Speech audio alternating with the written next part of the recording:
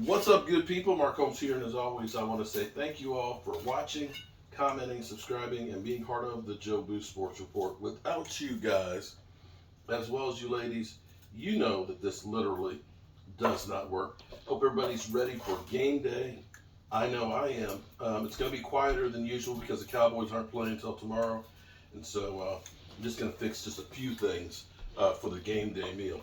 We're going to have some meatball subs, and we're going to have some queso and chips, and as DMV and Rio call it, some glizzies or chili dogs. That's what we're going to have.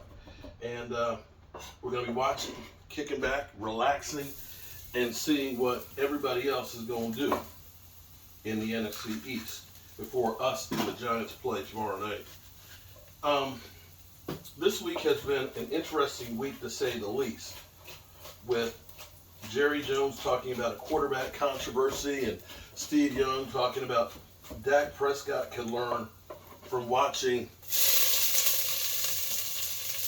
Kellen Moore, and to fans saying that in Russ we trust, or Rush we trust, Dak's not the one, trade Dak and everything else. But I'm going to go as far as the whole conversation of Dak needs to watch Cooper Rush. Here's an interesting thing. Let me ask a real question to you. Let me ask a real question for all those out there who are saying, in Rush we trust. If that game had turned out to be a shootout, if Cincinnati had scored 30 points, do you think Cooper Rush would have won that game for us? I'm being honest here. I'm not trying to throw shade at Cooper Rush. I'm being honest. Honest question. Do you think we would have won in a shootout in that game?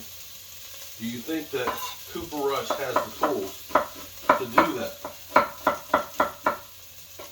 Maybe. I don't know. But here's what I know. More than Dak needs to watch Cooper Rush and learn from him, I think it's actually Kellen Moore needs to watch what Cooper Rush did and learn from that experience. Because if you watched me Saturday before the Tampa Bay game,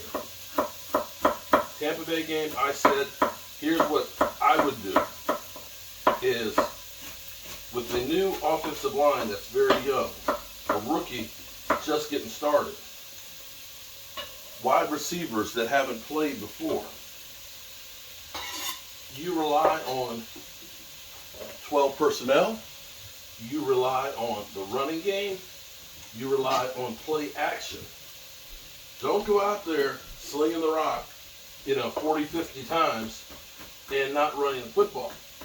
Because if you do, you're going to get your quarterback killed. Go back and look at my live stream on Saturday. Go back and look at my fireside chat from that Saturday. That's exactly what I said as far as the Cowboys go. And we did the exact opposite of that against Tampa Bay. We threw the rock like crazy, 44 times to 18 rushes. We didn't use 12 personnel. And we got our quarterback killed. Kellen Moore, Boise State, that he is, loves to pass the football. It's one of those things that he would rather pass the football in all instances than run the football. But see, that's not the kind of team that we are right now. The kind of team we are right now is a team that needs to control the clock. We got a great defense that can be a game changer. Best thing you want to do is you don't want to turn over the football. You don't want to risk the rock. You want to eat up clock. You want these young guys, because we are one of the youngest teams in the NFL, although Jason Peters being added to the mix may change that a little bit. What you want to do is You want to control the clock. You want to let these young guys grow up on the field, being able to do high percentage stuff. You want these offensive linemen drive blocking straight ahead. You want to get the ball to our biggest playmaker right now, which is Tony Pollard, in space.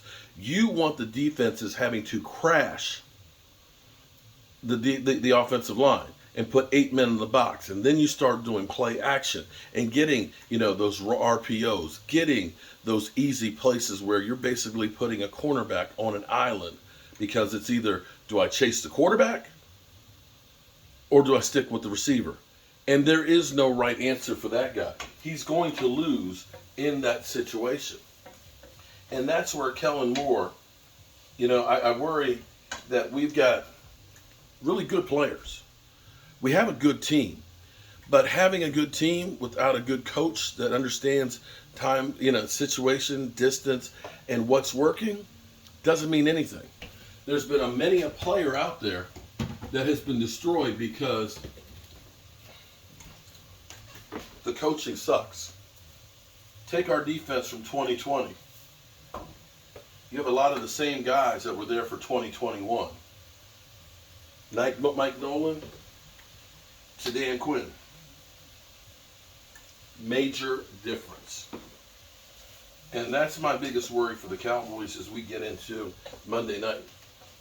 With our defense, with Micah Parsons, and hopefully the flu bug is not that bad, they should dominate the New York Giants. The Giants, who last week got 3.7 yards. That's it, per play. If you can't dominate those guys, then there's definitely something wrong with our team. So, see, this is my meatball. Look at this. This is for my meatballs right here. Look at that sauce. Boom. We got peppers and onions in there to go on the meatballs for our meatball subs with that provolone cheese. It's going to be good. We got chili glizzies that we're going to have today. And we're going to have some, queso. Queso. That's right. We're going to have some queso to go with that too. And so I got to go downstairs and finish getting some more stuff done. And I'll see you guys in a few. Turn that down on low. That's getting hot. I'll see you soon. Are you still here?